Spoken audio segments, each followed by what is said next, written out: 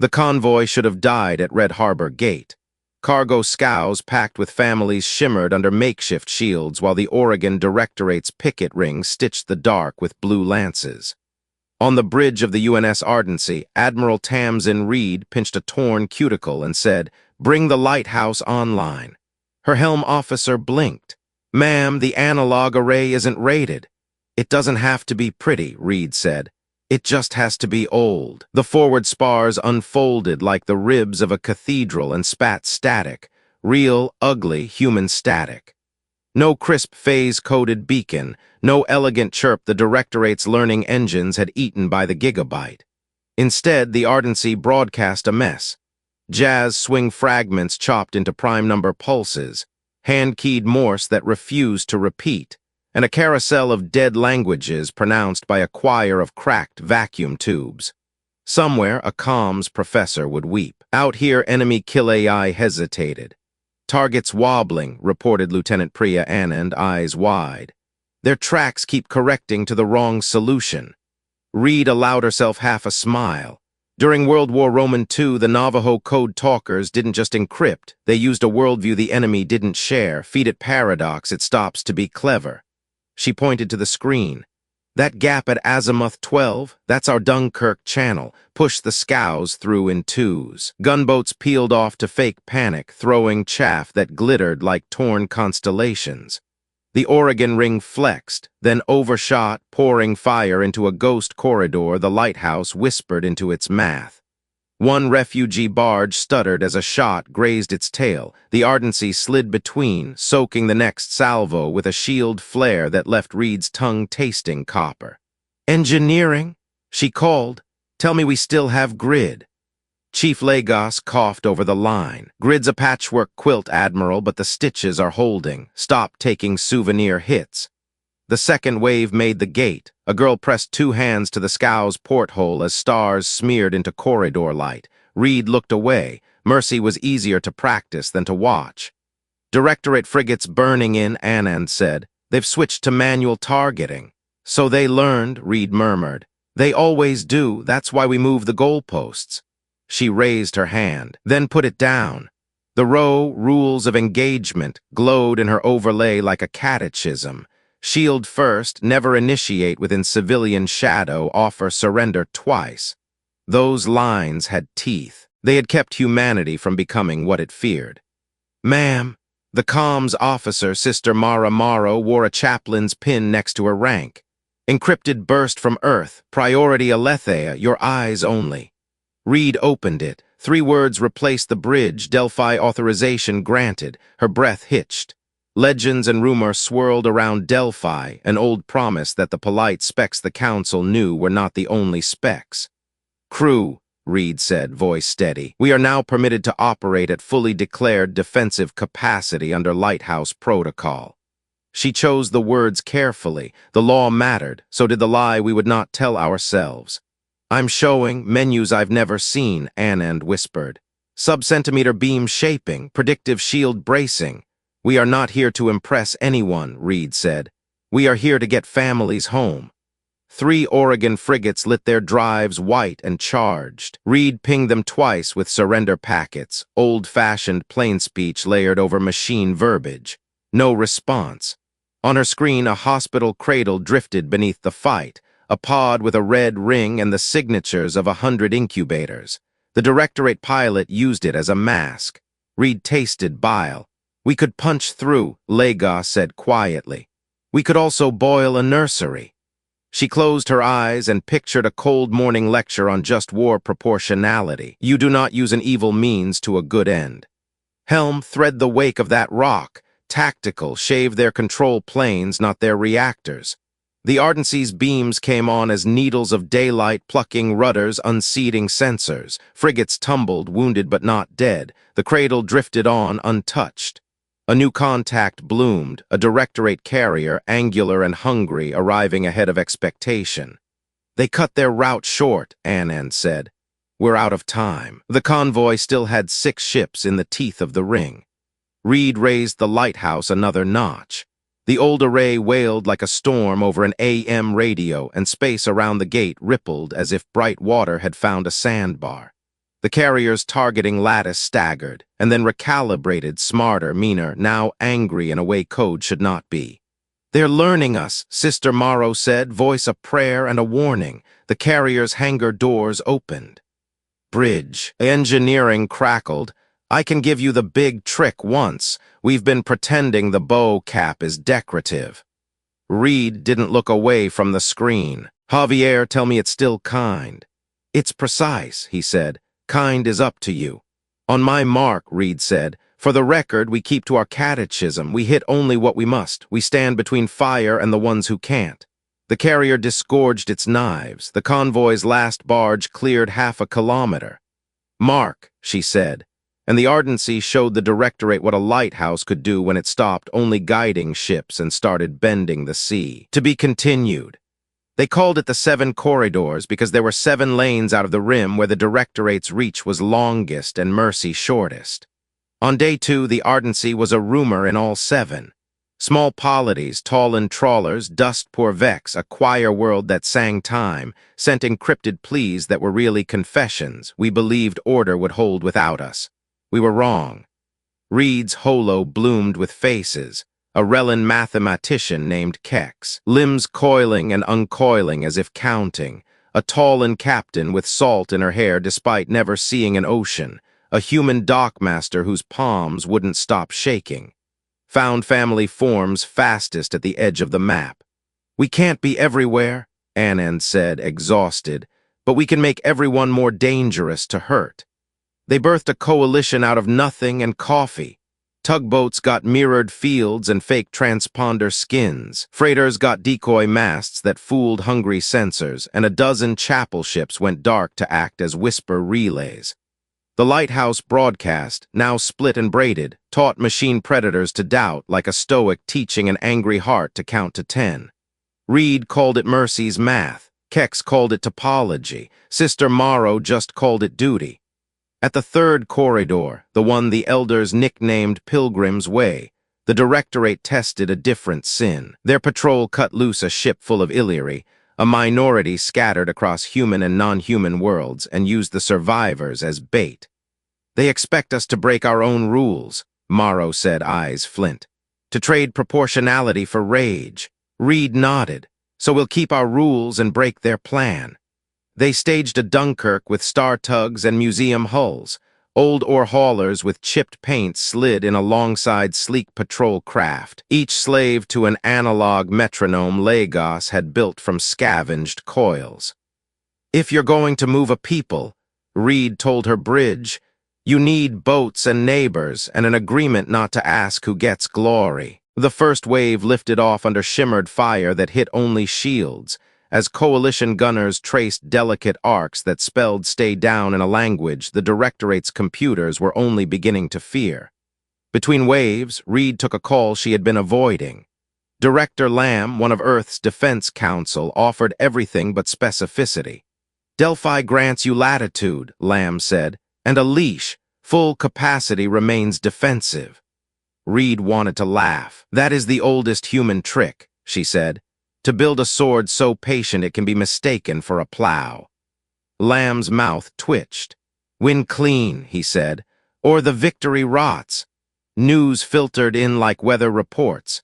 In Corridor 4, a joint cell of Vex miners and human Coast Guard boarded a frigate and found its hold stuffed with shackles. In Corridor 2, a Directorate destroyer blew its own reactor rather than be taken, and Coalition pilots spent 6 minutes turning their own ships into shadow to shield the blast from a line of homes.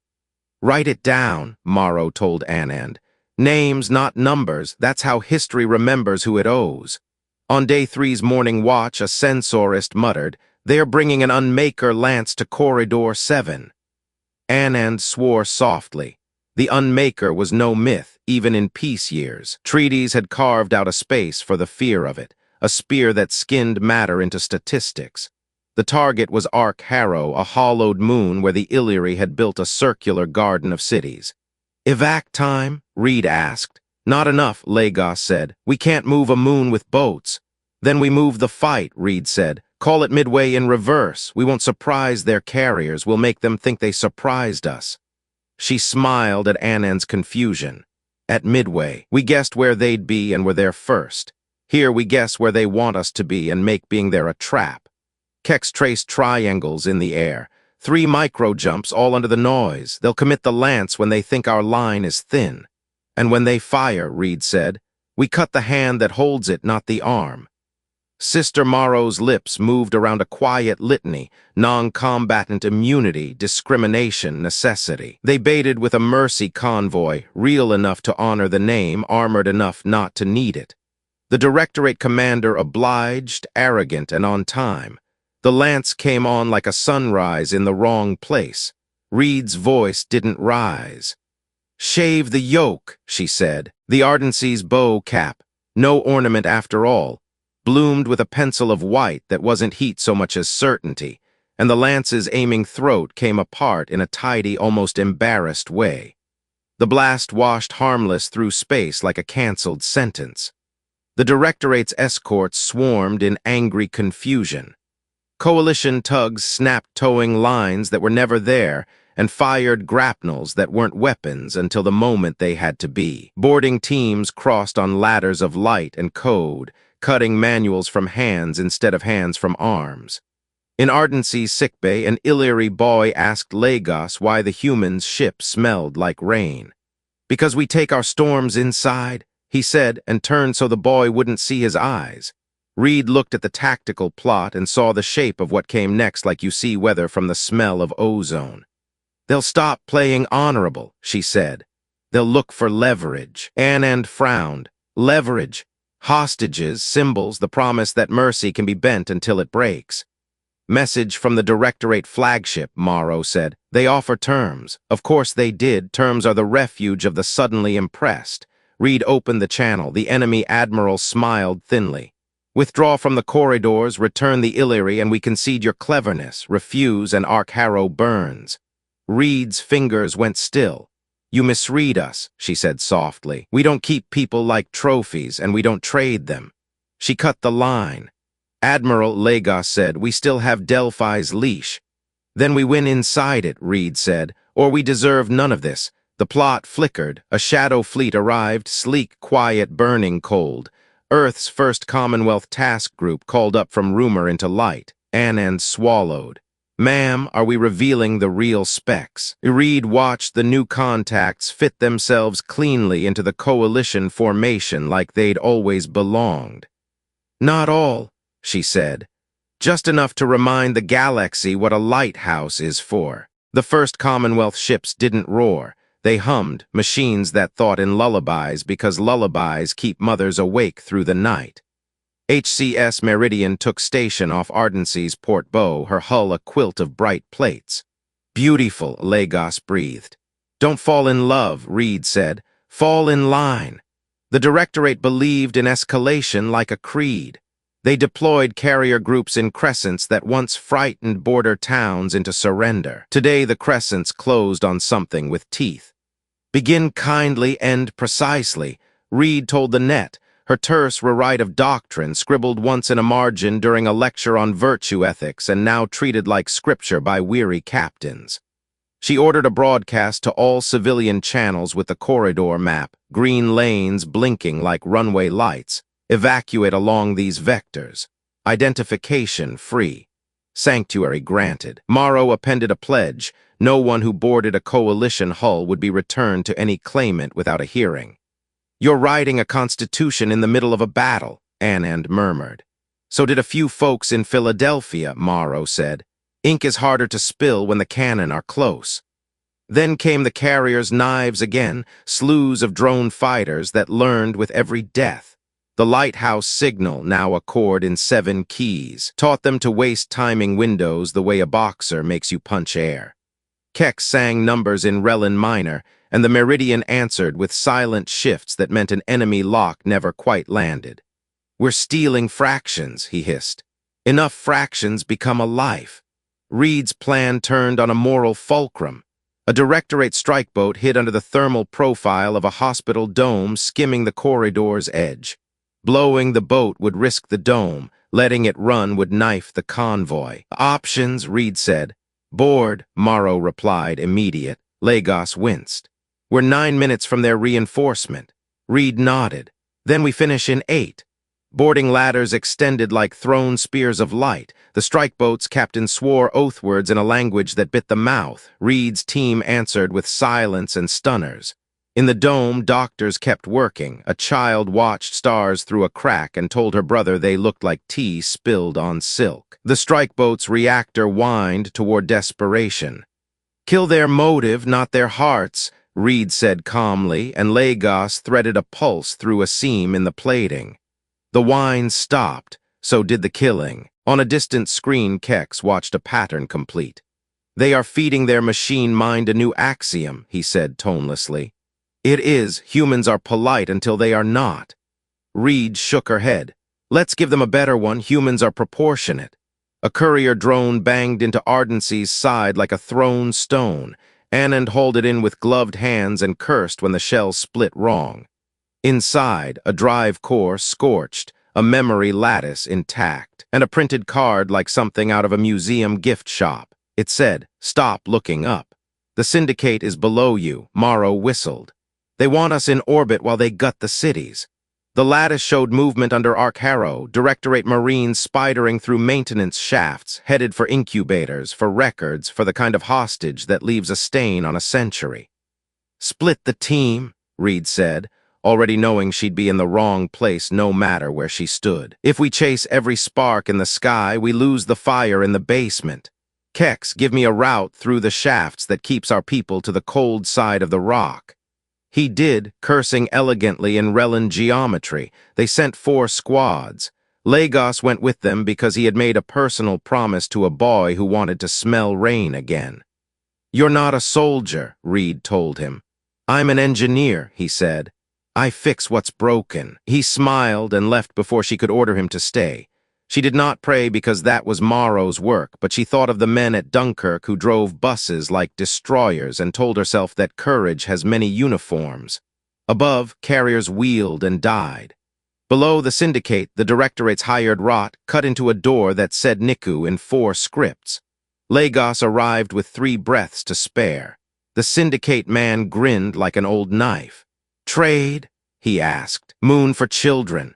Lagos looked at the engineer's toolkit in his hand and felt a tide go out. "I have something better," he said, and jammed a brace into the strike team's exoskeleton knee. The man fell. The door stayed closed. When he looked up, Sister Morrow stood behind him, breathing gratitude like a vow. Reed marked off another solved equation and turned to the larger one. The Directorate's flagship, the one that had smiled thinly, was withdrawing. Not because of fear, but because it had done its job. It had kept her staring at the sky while the ground burned. She opened a channel. "We see your syndicate," she said. "We see the way you outsource your sins." The Admiral answered with a shrug that looked like a confession practiced in a mirror. "All empires are arrangements," he said. "You made one with your council. We made ours with men who do what polite men will not." Reed's jaw worked. "There's a difference between choosing a leash for yourself and putting one on another's throat." She cut the channel and tried not to picture Lagos in a hallway he had no business surviving. "Admiral," Anand said quietly. "Incoming unknowns. 10 o'clock low plane, not Directorate, not ours." Reed watched the blips resolve, local militias, old raiders, the people you don't ask to dinner but who live on your street and keep a bat behind the door. Coalition, it seemed, had a wider meaning than flags. "Welcome them," she said. "Give them lanes they can't hurt anyone in and work they can't make worse." Morrow laughed once. "You're conscripting sinners, only into tasks where the only thing they can steal is glory." The plot flashed green, Lagos squad, Niku secure. Reed exhaled a piece of herself she hadn't admitted was missing, and then Anand whispered, "They just changed the rules." "Define," Reed said. "Broadcast from the Directorate Conclave," Anand replied. "They will accept a truce if we surrender all Illyri refugees to their custody pending repatriation." Morrow's hand closed until her knuckles went pale. Keck stopped drawing. Reed looked at the gate where the last boat of the last family had just slipped through. "Put me on every channel," she said. "This is Admiral Tamsin Reed of the Commonwealth and the Coalition," she said, and the corridor filled with her voice. We have heard the Directorate's truce. We reject it. She kept her tone conversational, as if she were explaining a recipe. Refuge is not a bargaining chip. Custody is not a synonym for mercy. If your peace begins with surrendering the vulnerable, we will not sign it. The reply came slow, as if composed by committee and edited by fear. You overestimate your reach, the conclave said. You cannot hold 7 corridors, and we can cut 100 throats on 100 worlds before your fast ships cross half the sky. Reed let the threat hang. There is a school of philosophy, she said softly, that says we are what we repeatedly do. We have been rescuers so long that our muscles remember. Try us.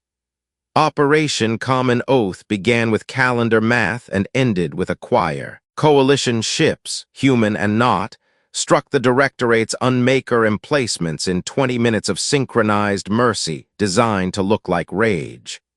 They did not glass bases. They unthreaded command nodes neatly, like picking seams with a grandmother's needle. On a shrinelit moon where the Directorate kept a command relay under a basilica, Reed waited 2 extra minutes, long enough for processional to pass into the catacombs, then timed the pulse with the tides of a nearby gas giant so that the blast shivered along a gravity wave and became a rumor, not a quake. Just war theory isn't a slogan, Morrow said afterward, scrubbing tears from her face with the heel of her hand. It's a discipline. Lagos, streaked with hydraulic fluid and chalk dust, nodded. It's also expensive. He removed a shard of something that might become memory from his sleeve.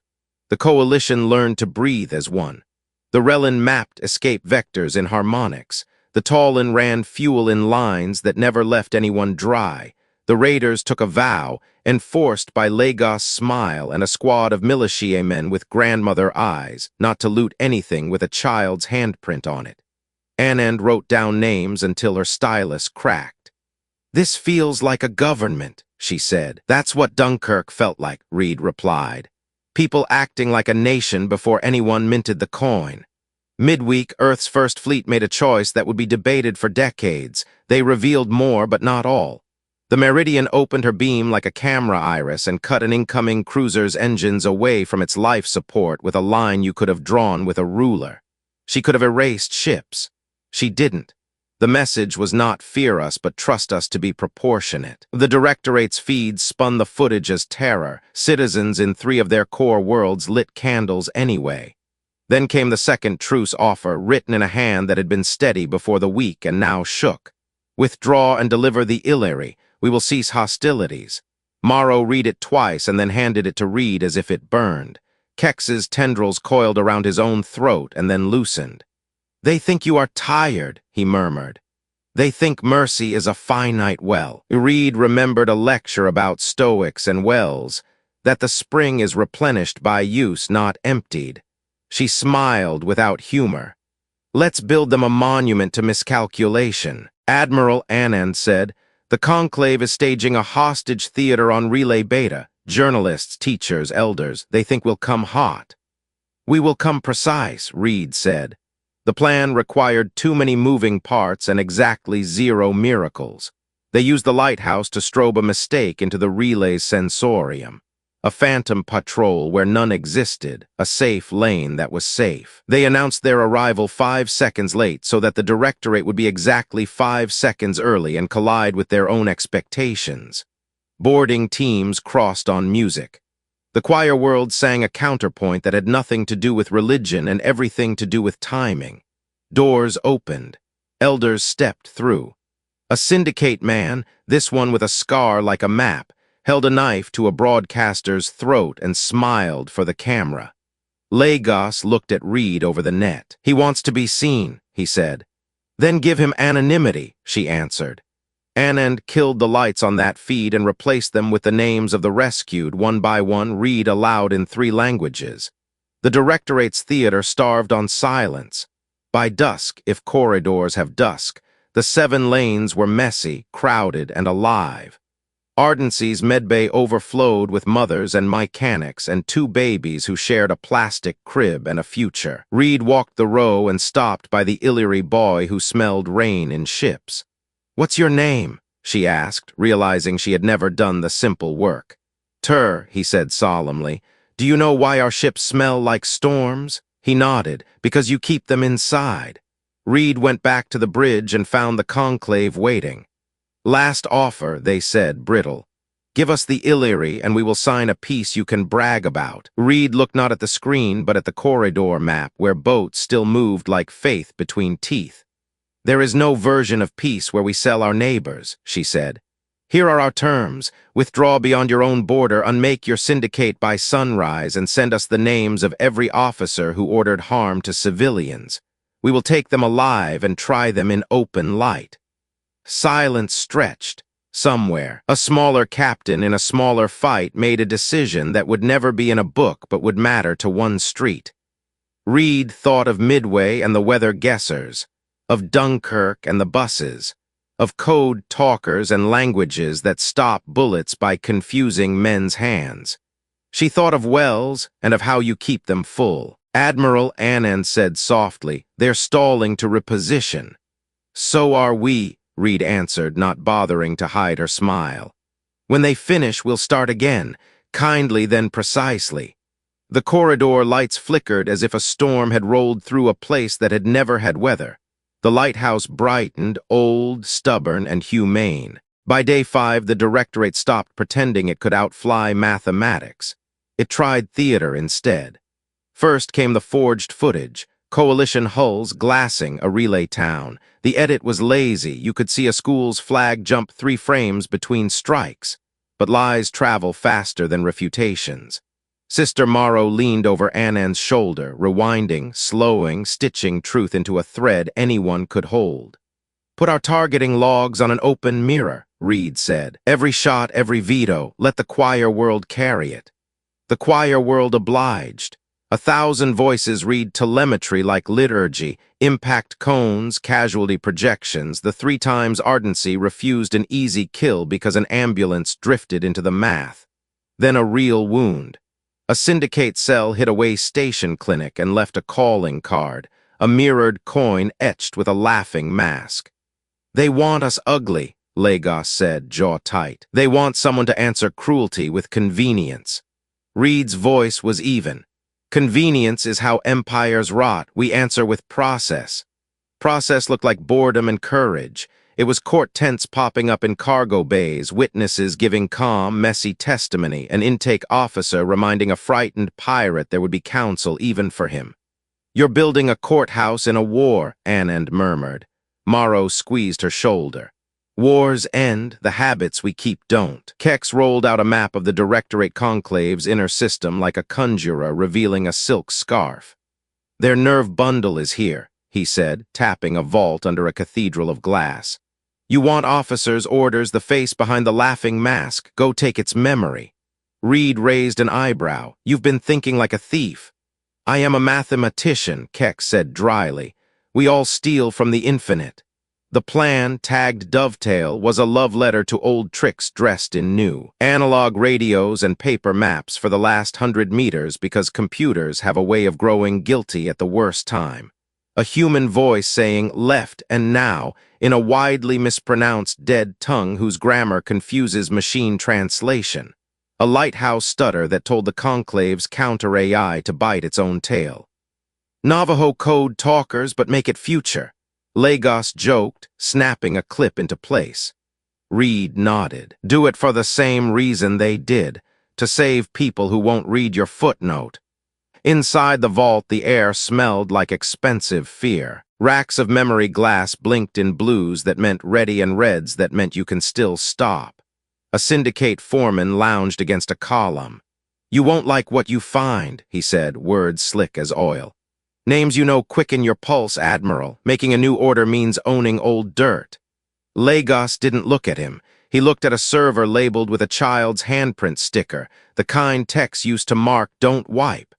He pulled it gently and handed it to Kex. Above, Meridian cut a weapons cradle from a carrier without nicking its hospitals. The clip went wide, then wider. On 3 Directorate worlds, citizens watched, eyes glass-bright. In 2, small crowds lit candles. In one, a captain refused an illegal order and sent a quiet message to her opposite number in the coalition. I am not your enemy if you do not make me one. Dovetail should have ended there, evidence retrieved, a clean arrow of responsibility drawn. But the vault had one more showpiece. A wall bled into a window, and the conclave's Primarch appeared with an expression that had learned charm and never learned shame. Admiral Reed, I admire the way you narrate your violence. I invite you to narrate ours. Here is a list of oxygen farms under the corridors. We will scald them open if you do not withdraw by nightfall. Should be quite the sermon. On the plot, green dots turned yellow, then pulsed. Lagos swore. He's hot-wiring their life support into a publicity stunt. Kex ran numbers until his tendrils went numb. We can stop some remotely, not all. We'd need hands, many hands. Morrow's hand hovered in the air, a question shaped like a blessing. We can call the raiders. Reed shook her head. We call everyone. If you know how to turn a valve, if you have tape and knees, you have a job. Broadcast it. The call went out and became a chore list. Patch here, brace there. Park your freighters, shadow where the sun is cruel. It was the Montgomery bus boycott's ledger, rewritten for vacuum, who has spare oxygen, who needs it, who can carry. It was the Berlin airlift without planes, just stubborn ships flying loops that looked like love. They'll say we're weak for asking help, Anand said. Reed's smile was tired and glad. Let them. We are not a species that thinks needing each other is a flaw. At Site 3, a valve wheel sheared. At Site 7, a saboteur smiled for a camera that wasn't on. At Site 11, a teen, no rank, no badge, climbed inside a duct with a wrench between her teeth and held a seal in place for 19 minutes while her arms shook. Lagos found her afterward and told her she signed a constitution with Greece. By dusk of an imaginary planet, 9 farms were safe, 2 crippled, 1 lost with its men still singing work songs at the last. Morrow said the names aloud and did not apologize for crying. Kex finished a last calculation and looked at Reed. We saved most, he whispered. They will call that victory. Reed's eyes were flint. They can call it that. We will call it a promise we haven't finished keeping. The conclave smiled through the smoke and pitched its next act. Observers inbound, Anand reported, voice flat. Council colors, they say stand down or face sanctions. Reed's lips thinned. Good, let them come. Bring your clean clothes. She added to the empty air, and be ready to see a basement. The observers arrived in polished hulls with names that sounded like committees. Their lead ship, Mandate of Accord, bled authority from 1,000 hearings. Its envoy, Ambassador Sierra Kin, all poise and pale moral fatigue, appeared on Ardency's screen.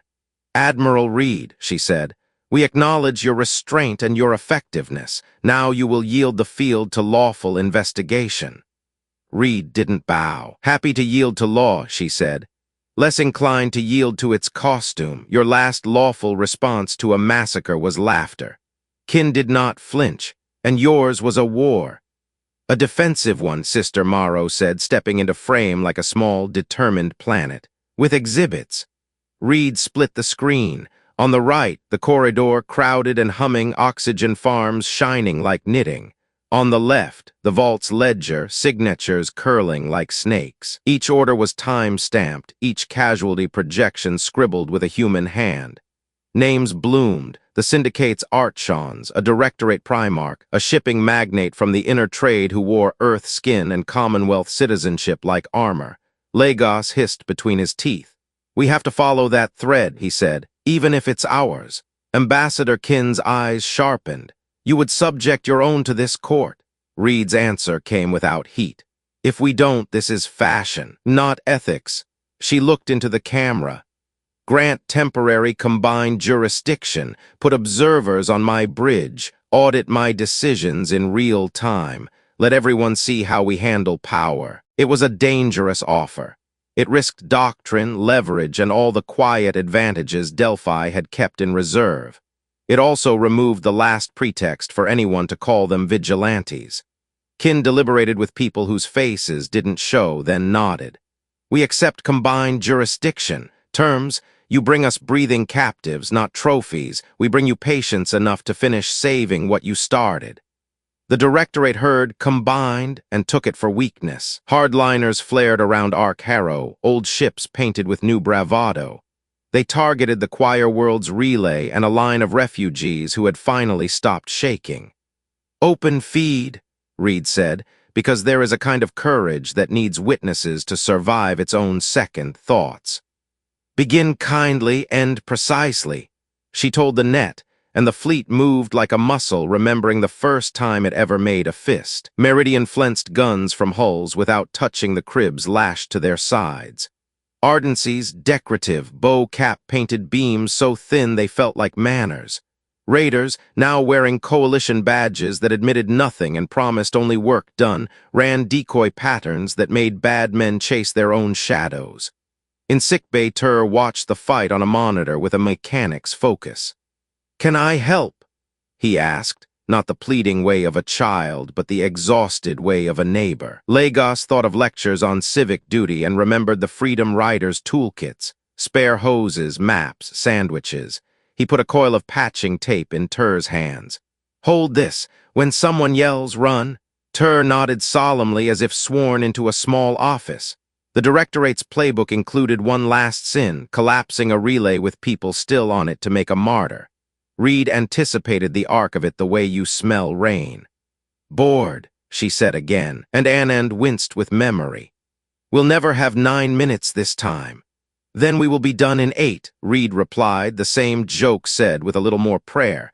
They crossed on choir time again, doors opening exactly to names spoken aloud, old hymns bent around new nouns: breaker, switch, brace. An observer captain on mandate of a chord watched, lips parted. "They're doing just war in the wild," she murmured, as if confessing a faith she'd forgotten. Kin nodded. "Or they're making it for us while we argue definitions." When it was done, the relay stood, scarred and stubborn, and the refugees exhaled as if permission. On 20 feeds the footage played, coalition ships pulling knives from throats without nicking the skin. In 2 Directorate systems, local councils called for the conclave's resignation. In one, a syndicate warehouse burned, its own accountants handing over ledgers to a city watch that had remembered how to watch. Ambassador Kin sent Reed a private message. "We will propose a security committee with teeth, not a pageant. Evidence-driven, rapid response, multi-species, with clear doctrine." Reed wrote back, "Add a rule, every strike logs its alternatives, make the habit permanent." The Primarch tried to restart the show. He broadcast from a room that looked like Wealth and Inui. "Admiral Reed," he said then, showman to showman, swiveled to face the observers. "Ambassador Kin, you can't want what she wants. A law that can actually hurt your friends." Kin considered the ledger again and found her voice in the bottom of a well that had refilled slowly over years. "I want a law that embarrasses me sometimes," she said. "Otherwise it's not law." The Primarch smiled too broadly and made his pitch, timing his timing. "Then accept this. We hand you our generals, you hand us the Illyri, and we all pretend the Syndicate never learned Earth finance." Lagos spat a curse in 3 languages. Reed didn't look away. "We will see you soon," she said. "Alive." He blinked, recalculating. "You won't reach me. The Syndicate is below you." "Then we'll go downstairs," Reed said, and cut the channel. Going downstairs meant paperwork, warrants, 1,000 small oaths, and one very big choice. Reed called the coalition captains to a cramped briefing where coffee did the work of faith. "We are going to arrest people who sign our pay slips," she said. "We will not do it with surprise airlocks. We will do it with light.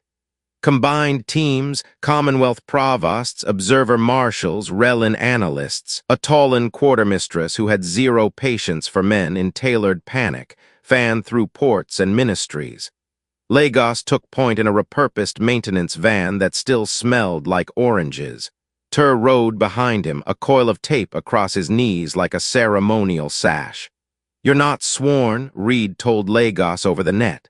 "I am," he replied. "I swore to fix what I break."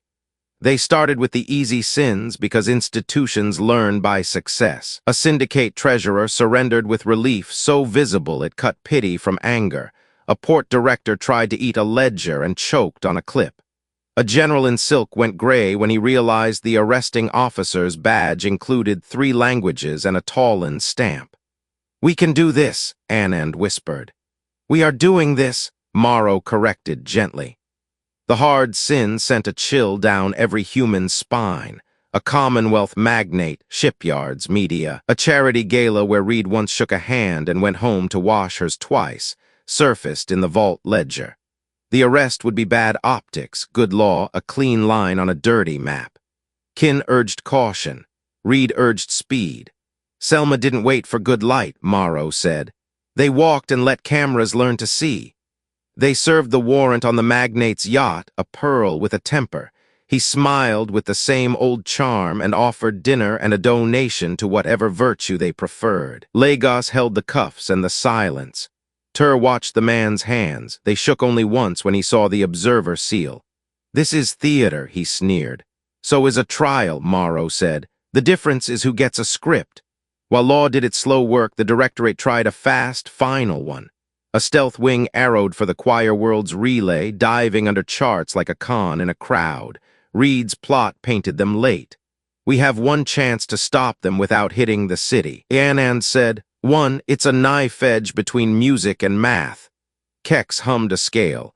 "Make the wave crest," he said. "Sing the timing." They asked the choir world to sing, not a hymn, a metronome, human and otherwise, that could be heard through hull and bone. The choir lined the corridors, lips counting beats, seniors slapping knees exactly so. Reed timed the shield flare to the 3rd beat before the downstroke. Meridian's beam followed on the 4th. The stealth wing hit a wall that wasn't there and came apart like a lie told too close to a birthday. The city kept its lights. "Open feed," Reed said again, and this time it felt less like proof and more like a habit. "Show your work." On the mandate of a chord, Kin watched her staff stop being spectators of decency and start being its clerks.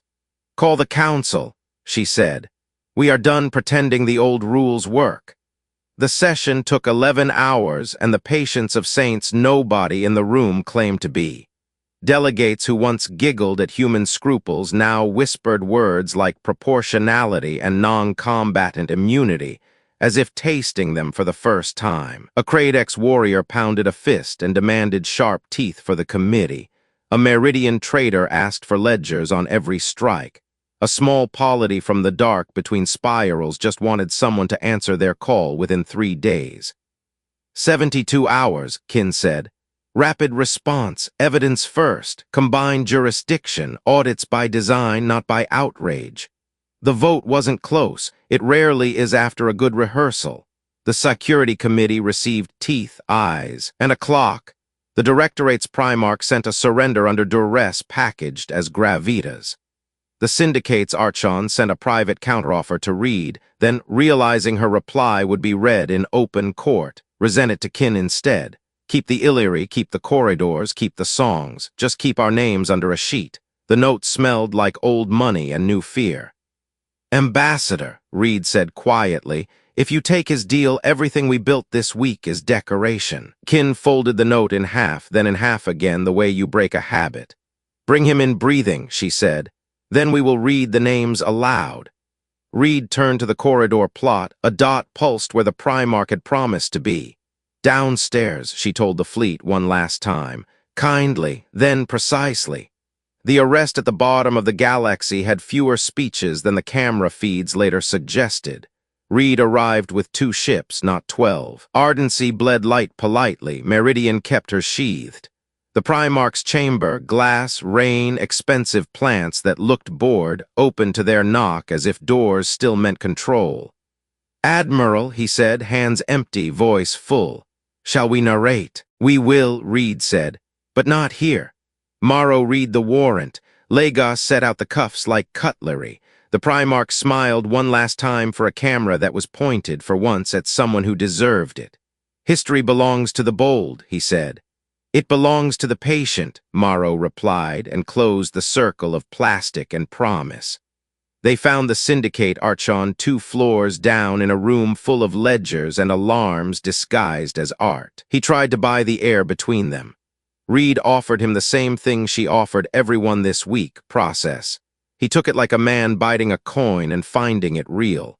When the cuffs clicked, Lagos looked at Tur and nodded. The boy held the tape like a medal. "You did a hard job," Lagos told him. "You waited. You were ready." The trials began in a hangar painted to look like dawn. Observers sat next to Relin analysts. Tallinn quartermasters glared at anyone who tried to fuss with the schedule. A choir child slept on a bench with headphones around his neck. The charges were read without drama. The evidence looked like homework. Logs, routes, oxygen bills, the scribble of a saboteur who forgot to switch hands when he forged a signature. The Primarch argued necessity. The Archon argued deniability. A general argued orders. The court argued back with names, Turs. The teen with a wrench. The elders rescued by counterpoint. The dead from Site 11 whose work songs outlived the valve that failed. Between sessions, Reed walked the corridors. In Pilgrim's Way, she helped bolt a lighthouse buoy to a rock and laughed when the old array squealed like another storm. At Arkharrow, she stood under a repaired oxygen truss and smelled something like new pennies and rain. In Atollan Bay, she watched raiders learn the quiet work, food lines, watch rotations, the pleasure of a night with nothing to steal. Ambassador Kin visited Ardency without ceremony. "The committee is live," she said, handing over a charter that fit in a captain's pocket and a century's argument. "Rapid response is funded, audits are automatic, jurisdiction is combined unless a supermajority suspends. We will embarrass ourselves sometimes." Reed took the paper and smiled. "Good." She pointed at a clause, a Lagos fingerprint smudging its edge. "Every action logs its alternatives. We teach the habit." Kin laughed softly. "You've turned virtue ethics into a checklist. Better than turning it into a hashtag. News traveled like weather, then like climate. On Directorate worlds, small councils held fearless little elections. On Commonwealth channels, pundits tried to make the week about human cleverness. Reed killed 3 invitations to smile on camera and sent instead the names of coalition captains whose voices didn't fit tidy stories. The choir world released an album called Instructions for Breathing Under Pressure. Proceeds went to oxygen farms and oranges. The verdicts came and did not feel like trophies. Years, not bullets. Reparations, not salt. A list of officers surrendered to a court with too many chairs and not enough napkins. The magnate from Earth went pale and quiet and then, in a small act of repentance that would never even out the ledger, paid to rebuild 2 clinics without his name on the door. "That's a start," Morrow said. "Not a balance." On the morning the corridors reopened, Reed stood on Ardency's forward deck with Lagos, Anand, Kex, and Tur. Pilots painted the sky with contrails shaped like signatures. The lighthouse array hummed a low, happy note. The bow cap glowed the color of daylight. Ships made of a dozen aesthetics slipped past each other without touching. "What's next?" Anand asked. "Maintenance," Reed said, as if speaking a sacrament. "Peace isn't a statue. It's grease and shift schedules and a phone that always gets answered." Kex swayed in Relin thought. "You built a government without asking permission." "We asked," Reed said. "We just asked the right people." She nodded at a line of tugs crewed by teens with grease on their wrists. "Them." Tur tugged her sleeve. "Does the ship always smell like rain?" Reed looked at Lagos. He shrugged. "We keep storms inside," he said. "We learned this week we also share the water." Reed sent a final message that wasn't a speech. It was a checklist: call for help, do it early, offer it, do it anyway. Name the rules, write them where everyone can read. Begin kindly, even when tired. End precisely, especially when watched. She pinned it to the Security Committee's first bulletin and to Ardency's galley wall. The crew started quoting it back at her by lunchtime, which is one good way to tell a culture has begun. The Primarch went to a prison with windows that faced a garden. The Archon went to one with a library and a ledger of work owed. The Directorate kept its flag but lost its habit of outsourcing intestines. The corridors kept their names and gained new ones: Oath, Mercy, Patience, Math. That night Reed walked to Ardency's nose and looked down the line of the lighthouse. It threw a path and a warning and the soft, stubborn light you make when you refuse to let the dark borrow your tone.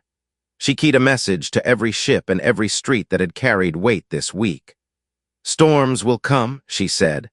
"When they do, we will do what we practiced. We will stand where the weather is worst and count to 4 together, because peace is choice, not inertia. Because mercy is a skill, not a mood, because we are human and we are coalition and we have learned how to be both. Somewhere, children slept under domes that would hold. Somewhere else, a committee agenda item got bumped because a captain needed 40 more oxygen canisters for a farm with a leaky seam. Reed smiled at the smallness of it, at its glory.